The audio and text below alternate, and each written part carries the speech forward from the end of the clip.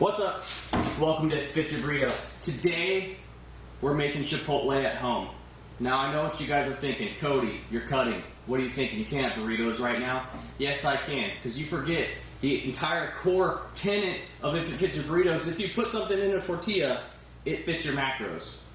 Science. The researchers and myself at the Burrito Institute of Technology in Chihuahua, Mexico, totally legit, look it up, have discovered basically dietary alchemy, and you're welcome.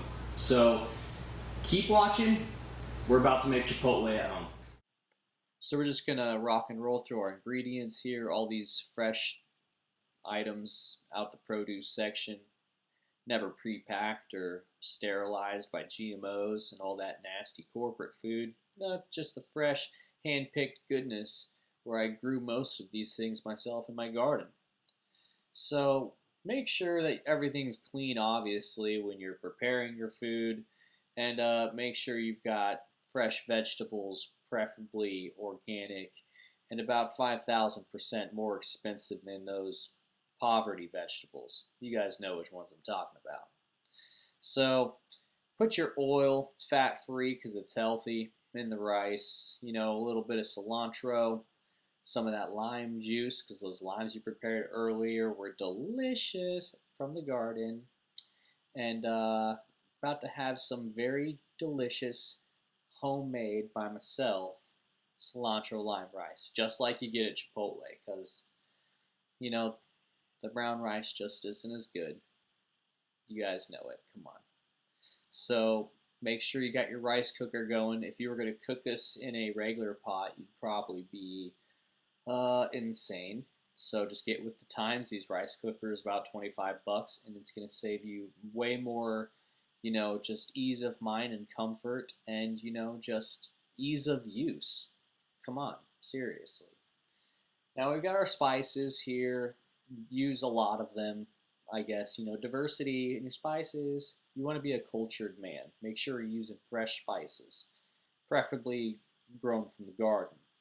And this is organic, fat-free beef, 100% fat-free beef. Just pure protein here, lean meats, okay? You want to go healthy on your meat, so make sure it's grass-fed with organic grass, okay? These spices, you guys, you know how much is good. Just put it on there. Your eyes is going to really dictate how delicious this meal is. It's science, so just eyeball it. That's what I'm saying. Your tummy's going to love it, I promise. So what you do is you zip that up. With my own hands, just going to mix this up. Shake my meat up, squeeze all the air out, roll it up nice and tight, massage the meat. This is the most particularly difficult yet most absolutely fun point is handling the meat.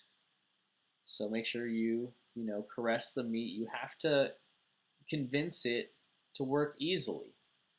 So make sure you handle the meat delicately.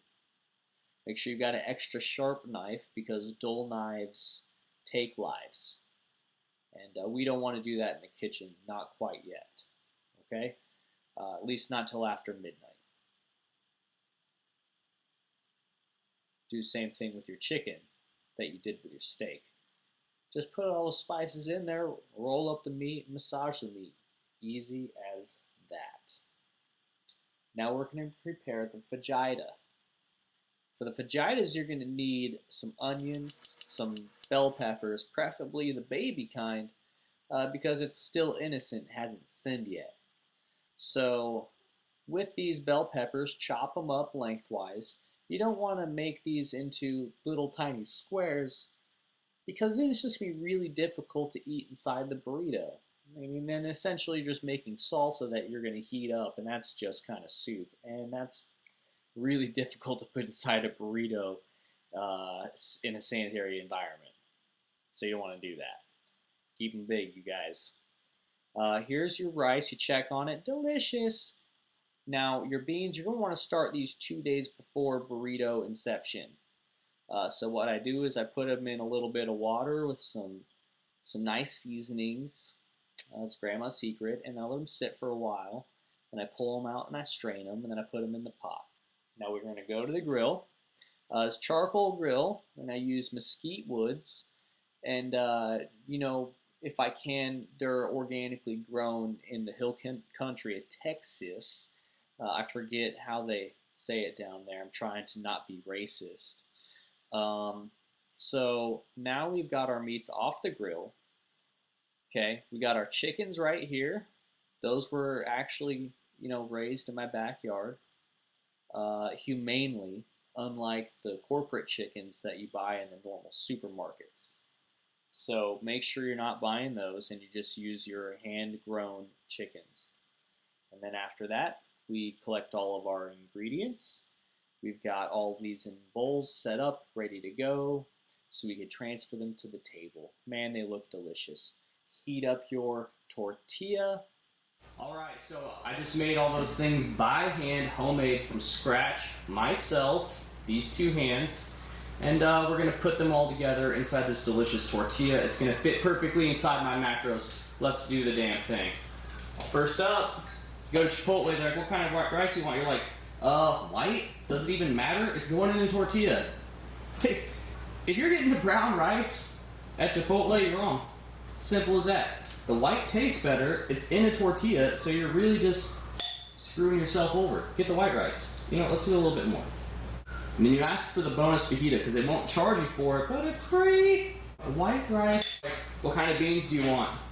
And you say black beans because black beans are the best beans. Actually, if you don't say black beans, you're probably a racist because black beans matter. Great debate. Chicken, steak, barbacoa. You used to be able to get carnitas, but Chipotle decided to, put us all in eternal hell and never have carnitas again. Dicks. We're going with steak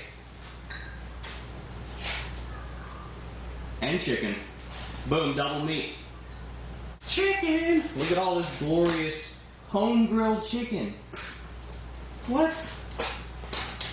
Now, usually after this, it's the salsas. And some people, they might be like, I'm going to get the pico de gallo, or I'm going to get the one with the weird corn in it. No, you never do that. You just get the hot salsa. You get the hot stuff. Why? Because it tastes the best. If you don't get the hot stuff, it's just like, why are you even in Chipotle? Then the next question is cheese and sour cream. Yes, of course. So first, cheese, sour cream. This isn't homemade because if you make sour cream at home, you're probably a fucking weirdo. Lettuce. Put a little bit of lettuce on there. Why? Just make yourself feel better about your decisions. Homemade guacamole, man. How perfect that looks. I don't know how I do this. I'm basically a wizard. Mexican government secret. I can't tell you about the guacamole. It's unspeakably good. Let's roll this up.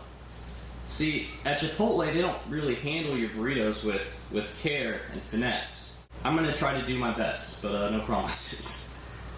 If you do this yourself, you get a bit more compassion for those people at Chipotle that mess it up, because it can actually be sort of hard. Oh my god! Somebody left me some Chipotle. Just kidding, I made it myself. Secret weapon, you guys. That Tabasco sauce, that's your part of your everyday carry. It's part of your loadout when you are part of Team IIFYB. We're going to eat this Chipotle at home now. We just fold this down into a gauntlet because you're a burrito warrior.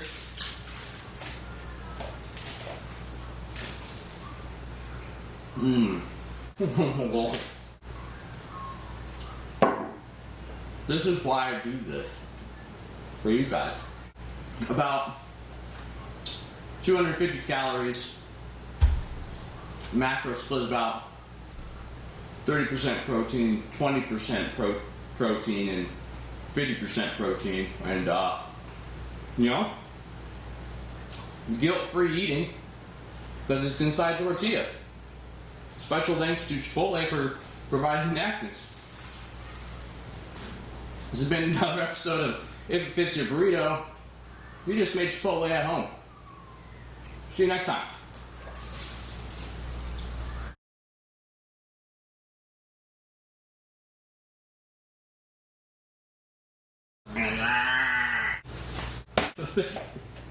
Quick cap. Yeah.